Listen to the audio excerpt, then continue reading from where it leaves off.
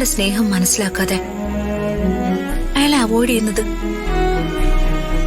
എന്തുമാത്രം വിഷമമുള്ള കാര്യമാണെന്ന് രാജുവിന് അറിയാമോ?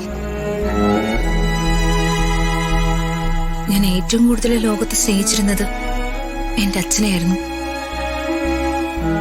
അച്ഛൻ പക്ഷേ എന്റെ സ്നേഹം മനസ്സിലാക്കിയിരുന്നില്ല. ഇപ്പോ അച്ഛനെ സ്നേഹിച്ച അത്രയും, ചിലപ്പോ അതിനേക്കാൾ ഏറെ ഞാൻ സ്നേഹിക്കുന്ന ആളും രാജുവാ. എന്റെ സ്നേഹം എന്താ രാജു മനസ്സിലാക്കാത്ത? താൻ ആരാണെന്നും തന്റെ സ്ഥാനം എന്താണെന്നും നല്ല ബോധ്യമുള്ള ഒരാള് അയാളുടെ നിലയും വിലയും മറന്ന് ചിന്തിക്കുകയോ ആഗ്രഹിക്കുകയോ ചെയ്യില്ല മാഡം. എല്ലാവർക്കും ഋതിക മാഡത്തിനോടുള്ളതിനേക്കാൾ കുറച്ചധികം സ്നേഹം എനിക്ക് മാഡത്തിനോടുണ്ട്. അത് പക്ഷെ ഒരിക്കലും ഋതിക മാഡം ആഗ്രഹിക്കുന്ന പോലൊരു ഇഷ്ടമല്ല. ഒരിക്കലും അങ്ങനെ ആവുകയില്ല. അത് 1000 തവണ ഞാൻ ആവർത്തിച്ച് പറഞ്ഞതാ. സമയം വൈകുന്നു, നമുക്ക് പോവാം മാഡം.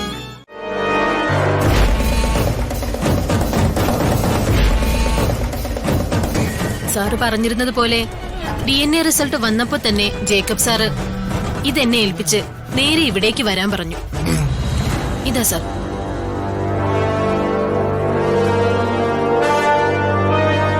ജേക്കബ് എന്നെ ഇപ്പൊ വിളിച്ചിരുന്നു. Thank you. Welcome sir.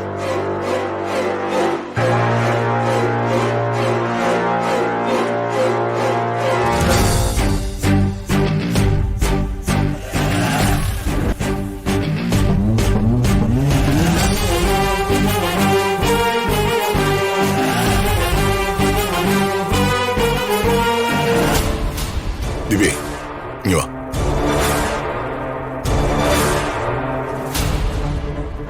ഈ കുഞ്ഞിന്റെ അച്ഛൻ ആരാണെന്ന് തിരിച്ചറിഞ്ഞുകൊണ്ടുള്ള DNA റിസൾട്ടായത്.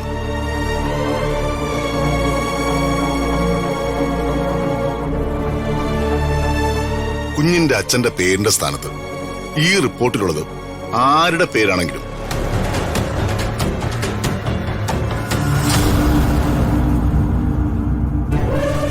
അയാൾ നിന്നെ ഭാര്യയായി സ്വീകരിച്ച് ജീവിതകാലം മുഴുവനും നിന്റെ ഭർത്താവായി നിന്റെ ഒപ്പം തുടരും.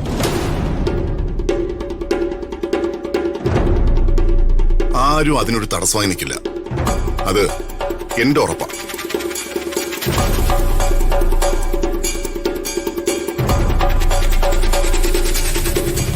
നിനക്ക് ഇംഗ്ലീഷ് വായിക്കാൻ അറിയാലോ? അറിയാം സാർ. ഇത് വായിക്കാം. ദിവ്യ, കുഞ്ഞിനെ ഇങ്ങത്താ.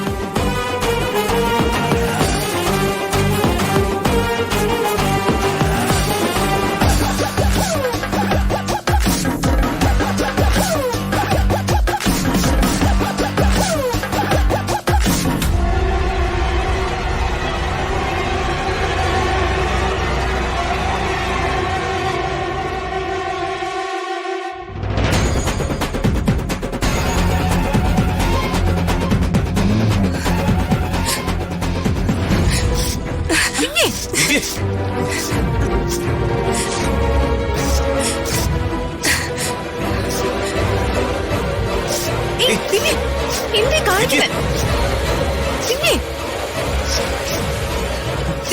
പിന്നെ എന്താ ഇത്?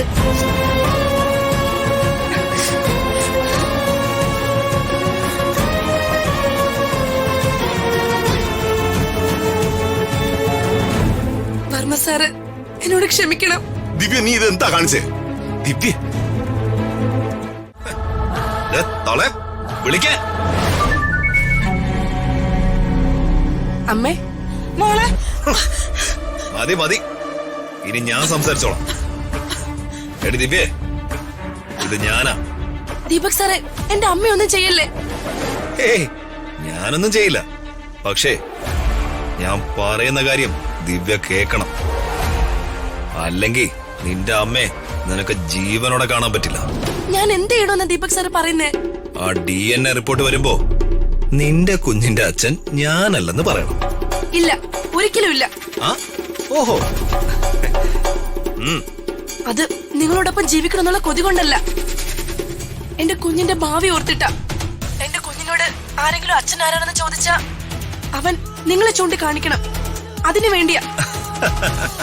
ആ, എങ്കി പിന്നെ നിന്റെ ആഗ്രഹം പോലെ തന്നെ നടക്കട്ടെ. പക്ഷേ നീ മടങ്ങി വരുമ്പോഴേക്കും നിന്റെ അമ്മ ഇവിടെ ജീവനോടെ ഉണ്ടാവില്ല. നിന്റെ അമ്മയുടെ പിടച്ചിൽ ഞാൻ കേൾപ്പിക്കും. മോളെ, ഇവൻ എന്നെ കൊന്നോട്ടെ, പക്ഷെ മോള് സത്യം പറയാവൂ. ദേ തള്ളേ. മോളെ, നീ നിന്റെ കുഞ്ഞിന്റെ ഭാവി നശിപ്പിക്കരുത്. അവളുടെ അഹങ്കാരം കണ്ടില്ലേ? നിങ്ങൾ എന്ത് കരുതി? ഹ, ആ കുട്ടിയുടെ അച്ഛൻ ഞാനാണെന്ന് എല്ലാവരെയും അറിയിച്ച ഞാനിവിടെ നിന്ന് അമ്മയോട് മോളോടൊപ്പം പൊറുക്കുവന്നു. നല്ല മോഹം. അതിന് അമ്മയും മോളും ജീവനോടെ ഇരുന്നിട്ട് വേണ്ടേ? ആ മോഹം നടക്കാൻ വേറൊരു വീട്ടു ജോലിക്കാരിയോടൊപ്പം അവളുടെ കുഞ്ഞിനെയും തോളി ചുമന്ന് ജീവിക്കേണ്ട ഗതികേടൊന്നും ഈ ദീപക്കിന് വന്നിട്ടില്ല. മനസ്സിലായോ? എടാ ദുഷ്ട, ഈ പാവങ്ങളെ ദ്രോഹിച്ച ദൈവം നിന്നെ വെറുതെ വിടില്ല. ഇടുതള്ളേ. നീ പുഴുത്ത് ചാവ്, നോക്കിക്കോ. അത് ഞാൻ ചത്തോളാം. പക്ഷേ അത് കാണാൻ നിങ്ങൾ ഇനി വേണ്ട. അമ്മേ, അയ്യോ സാറേ, എന്റെ അമ്മയൊന്നും ചെയ്യല്ലേ. അയ്യോ ഈശ്വരാ. കേട്ടില്ലേ നിന്റെ അമ്മയുടെ കരച്ചില്? ഞാൻ സമ്മതിക്കാം. ഞാൻ ദീപക് സാറ് പറയുന്ന പോലെ പറയാം.